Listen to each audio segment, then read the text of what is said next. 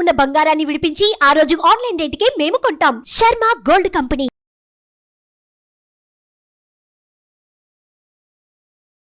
నమస్తే, welcome to Suman TV. నేను మీ యామ్ని. ప్రస్తుతం మనతో ఉన్నారు ప్రముఖ ఆధ్యాత్మికవేత్త డాక్టర్ అనంతలక్ష్మి గారు ఉన్నారు. అమ్మతో మనం మాట్లాడదాం. నమస్తే అమ్మ. నమస్తే తల్లి. అమ్మ, మామూలుగా అయితే జన్మదినం అనేది ఒక్కసారే ఉంటుంది, కానీ హనుమంతుడి వారికి ఏంటమ్మా 2 సార్లు చేయడం జరుగుతుంది. అసలు మన దగ్గర చైత్ర మాసంలో చేస్తారు, అలానే వైశాఖ మాసంలో కూడా ఉంది. అసలు తెలియచేయండి అమ్మా. మనం కూడా 2 చేసుకుంటామమ్మా. తిథుల ప్రకారం ఒకటి చేసుకుంటున్నాం, తేదీల ప్రకారం ఒకటి చేసుకుంటున్నాం. ఇది అది కాదు, హనుమంతుడిది అది కాదు. నిజానికి హనుమంతుడి జీవితానికి సంబంధించినటువంటి విశేషాలన్నీ మనకి ప్రమాణంగా ఉండేది పరాశర సంహిత.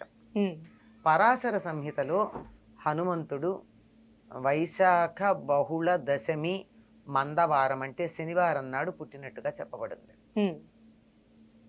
అర్థమైంది కదా? వైశాఖ బహుళ దశమి అంటే కృష్ణపక్షం. పూర్ణిమ అయిన తర్వాత వచ్చేటటువంటి దశమి నాడు శనివారం నాడు ఆయన ఆవిర్భవించాడు అని చెప్తారు. అది పరాశర సంహిత ప్రామాణికం. కానీ మనకి ఉత్తర దేశంలో చైత్ర పూర్ణిమ హనుమత్ జయంతిగా చేసుకుంటూ ఉంటారు. అవునమ్మా, ఇక్కడ కూడా అదే విధంగా చేస్తారు కదమ్మా. అది తెలియక చాలా చేయడం మొదలు పెట్టారు. మొదట్లో చేసేవారు కాదు, రాను రాను ఉత్తర దేశ ప్రభావం వల్ల చేస్తూ మొత్తానికి విషయం ఏమిటని లోపలగా చూసినట్టయితే హనుమద్ విజయోత్సవం అన్న పేరుతో చేస్తున్నారు. మీరు గమనించారో లేదో? అంటే విజయోత్సవం అంటే ఏంటమ్మా? హనుమంతుడికి నీ వల్ల కదా మాకింత జరిగింది అని రాముడు ఆయన్ని మెచ్చుకున్నటువంటి రోజు అన్నమాట. చైత్రమాసంలో తిరిగి వచ్చిన తర్వాత నవమి నాడు ఈయనకి పట్టాభిషేకం ముహూర్తం పెడితే ఆ రోజు కదా పట్టభంగం అయ్యి అరణ్యవాసానికి వెళ్ళాడు. మళ్ళీ వచ్చేటప్పటికి ఆ రోజుకు తిరిగి రాకపోతే నేను ప్రాయోపవేశం చేస్తానంటే హుటాహుటిన బయలుదేరి రాముడు వచ్చాడు. నవమి కల్లా తిరిగి వచ్చాక పట్టాభిషేకం ఆ తర్వాత చేయడం జరిగింది. ఈ పట్టాభిషేకం అయిన తర్వాత ఒక్కొక్కళ్ళని రాముడు సన్మానించటం మొదలుపెట్టాడు. అలా సన్మానించిన దాంట్లో చిట్ట చివరికి అందరికన్నా నీకు ఎవరు ఇష్టమైనటువంటి వాళ్ళు చెప్పు, వాళ్ళకి ఇవ్వు హారం అని చెప్పి రాముడు ఒక ముత్యాల దండనిస్తే సీతాదేవి ఒక్కసారి ఆలోచించి హనుమకి ఇచ్చింది.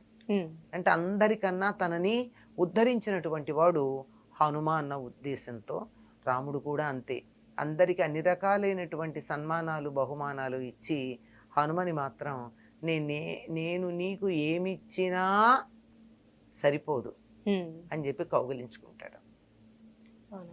అలా హనుమంతుణ్ణి గౌరవించిన రోజు అని కొంతమంది చెప్తారు. ఈ విజయోత్సవంగా ఇలా రకరకాలుగా ఈ రోజును చేసుకుంటారు. ఏదో వంకన హనుమంతుడిని పూజించుకోవడం మంచిదే కదమ్మా. అంతే కదమ్మా, అది సంగతి. ఇప్పుడు వైశాఖ మాసంలో వచ్చే ఆంజనేయ స్వామి గురించి అంటే జన్మదినం, అది ఆ రోజు పుట్టినట్టేనమ్మా? అది మనకి పరాశర సంహితలో స్పష్టంగా ఉందమ్మా. అది వైశాఖ బహుళ అంటే పౌర్ణమి వెళ్ళాక కృష్ణపక్షంలో ఉండే దశమి నాడు పూర్వభాద్ర నక్షత్రంలో హనుమ ఆవిర్భవించాడు అని చెప్పారు. అదే తప్పనిసరిగా అక్కడే అందులో ఉన్నది, దాన్ని మనం ప్రమాణంగా తీసుకుంటూ ఉంటాం.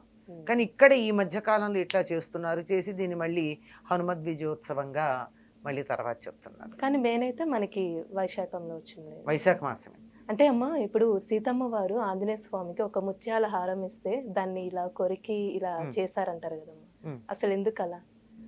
ఇది కూడా కల్పనమ్మా. హనుమంతుడు ఎంత రామ భక్తుడో చెప్పాలి అన్న ఉద్దేశంతో.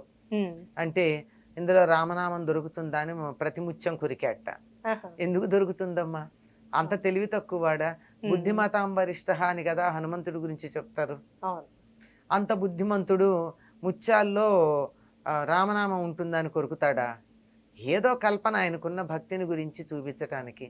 అయితే ఏదన్నా పండిస్తే పండులో రామనామం ఉందా అని చెప్పి కొరికి చూస్తాడా? ఇట్లా కాదు. ఆయనకి హనుమంతుడికి వీటన్నిటికన్నా కూడా ముత్యాలు రత్నాలు మొదలైనటువంటి వాటికన్నా కూడా రాముడంటే ఇష్టం, రాముడిని అన్వేషిస్తూ ఉంటాడు అన్న భావన తెలియచెప్పడానికే తప్ప వేరే కాదమ్మా. అంతే, ఇది కల్పన. కల్పన. హనుమంతుడికి ఉన్న భక్తికి సంబంధించి ఉమ్. ఎన్నో కల్పనలు వచ్చిన ఉన్నాయి. ఇలా గుండె చీలిస్తే అక్కడ రాముల వారు, సీతారామ లక్ష్మణులు సీతారాములు ఉన్నట్టు. ఉమ్. ఎందుకు ఆయన చీల్చుకుని చూపించాలా?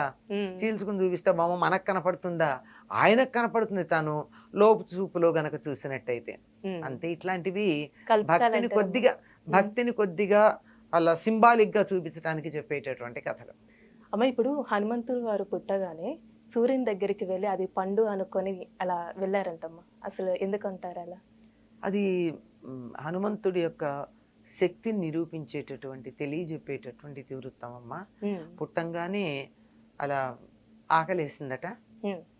ఎదురుగా ఉదయిస్తున్న సూర్యుడు కనపడ్డాడు. ఎర్రగా కనిపించేసరికి. కనపడంగానే ఆ పండు తిందాం అనుకుని బయలుదేరాడు. ఉమ్. తీరా అక్కడికి వెళ్తూ ఉంటే ఆ రోజు పుట్టంగానే కదా, పుట్టిన తర్వాత ఉమ్. పుట్టిన తర్వాత అలా బయలుదేరి వెడితే ఈయన దశమి నాడు పుట్టాడు. ఉమ్. 3 రోజులైంది. అమావాస్య నాడు పండు తినడానికి వెళ్ళాడు. వాళ్ళమ్మ కాస్త బయటికి వెళ్ళిందో ఏమో పండు తేవడం. ఉమ్. వెళ్ళేటప్పటికీ ఆ రోజు అమావాస్య సూర్యగ్రహణం. ఉమ్. అక్కడ రాహు ఉన్నాడు. ఉండి వెంటనే ఇంద్రుడి మీద కోపం వచ్చింది తనకి. నాకు నువ్వు ప్రతి గ్రహణం ఉన్న సమయంలో నాకు ఆహారంగా ఇచ్చావు కదా సూర్యుడిని, మళ్ళీ ఇంకెవరికి ఇచ్చావు నువ్వు ఉమ్. అని ఇంద్రుడితో దెబ్బలాడడానికి వెళ్ళాడు రాహు అలా వెళ్ళంగానే వెంటనే ఇంద్రుడు బయలుదేరి వచ్చాడు. ఉమ్. ఇదేమిటి వీడెవడు నువ్వు రాహుని అడ్డుకున్నాడు అని. హనుమంతుడు అప్పుడు అక్కడి నుంచి వీడి మీదకి వచ్చేసాడు, ఇంద్రుడి మీదకి వచ్చాడు. ఇంద్రుడి మీదకి కాదు, ఇంద్రుడు ఎక్కిన ఐరావతం మీదకి వచ్చాడు. ఉమ్. అంత దూరం పోయి పండు తినడం కన్నా సూర్యుడి కన్నా రాహు బాగున్నాడు. రాహు కన్నా ఐరావతం ఇంకా బాగుంది, దగ్గరగా ఉంది. ఉమ్. ఇది ఐరావతాన్ని తిందామని వెళ్ళేటప్పటికి ఇంద్రుడికి కోపం వచ్చి వజ్రాయుధం వేశాడు. ఉమ్. ఆ వజ్రాయుధానికి ఈయన దవడ పేలిపోయి మూర్ఛపోయాడు. ఉమ్. అంత బలం కలిగినటువంటి వాడు మూర్ఛపోయేటప్పటికి తన కొడుక్కి ఇంత కష్టం కలిగిందని వాయుదేవుడు తన కొడుకుని తీసుకుని ఒక గుహలో బంధించి కూర్చున్నాడు. ఉమ్. వాయువు లేకపోయేటప్పటికి అందరికీ కీళ్లు పనిచేయడం మానేశాయి. అందరూ వచ్చి ప్రార్థిస్తే బ్రహ్మగారు వచ్చి ప్రార్థించిన తర్వాత వాయుదేవుడు తన కోపాన్ని తగ్గించుకున్నాడు. బ్రహ్మ అందరికీ చెప్పాడు, మీరందరూ వరాలు ఇవ్వండి ఈ బిడ్డకని. ఉమ్. బ్రహ్మగారేమో అతనికి బ్రహ్మాస్త్రం అతడి మీద పనిచేయదు అని, అతనికి చిరంజీవిత్వం ఉంటుందని ఇచ్చాడు. ఉమ్. అందరూ ఆయుధాలు ఇచ్చారండి, ఉమ్. ఆయుధాలు ఇచ్చారు, వరాలు ఇచ్చారు. అందువల్ల అతనికి సుఖమే కలిగింది. అంత బలం కలిగిన వాడు. సూర్యుడు ఏం చేశాడంటే, ఈ పిల్లవాడు చదువుకునే వయసు వచ్చిన తర్వాత నేను నీకు చదువు నేర్పిస్తా అన్నాడు. ఉమ్. ఇప్పుడప్పుడే పుట్టాడు కదా, 5 ఏళ్ళు వచ్చిన తర్వాత ఉపనయనం చేసి చదువు నేర్పించడానికి పంపిస్తే సూర్యుడికి ఎదురుగా నిలబడి సూర్యుడితో పాటు కదులుతూ చదువు నేర్చుకున్నాడు హనుమంతుడు. ఉమ్. ఇప్పుడు సూర్యుడు ఇలా పెడుతున్నాడమ్మా, సూర్యుడికి ఎదురు నిలబడ్డవాడు ఎట్లా వెళ్ళాలి? వెనక్కి అడిగేయాలి. అవును. సూర్యుడంత వేగంగా వెనక్కి నడుస్తూ కదలకుండా 24 గంటలు చదువు నేర్చుకున్నాడు హనుమంతుడు. ఉమ్. అంత బలం కలిగినటువంటి వాడు గనకే సూర్యమండలం దగ్గరికి ఎగురుకుంటూ వెళ్ళి అది పండు అనుకుని తినడానికి బయలుదేరి వెళ్ళినవాడు. అందుకే సూర్యుని మించినటువంటి జ్ఞానం ఇచ్చేవాళ్ళు మరొకళ్ళు లేరు. ఉమ్. హనుమని మొట్టమొదటిసారి చూసినప్పుడు హనుమ మాట్లాడినటువంటి మాటలు విని రాముడు ఒక పెద్ద ప్రమాణ పత్రం ఇస్తాడు. ఉమ్. ఇలాగ మాట్లాడే మాట యొక్క లక్షణాన్ని బట్టి అంత గొప్ప చదువు నేర్చుకున్నాడంటే సూర్యుడి వల్ల. చాలా చక్కగా తెలియజేశారమ్మా, ధన్యవాదాలు.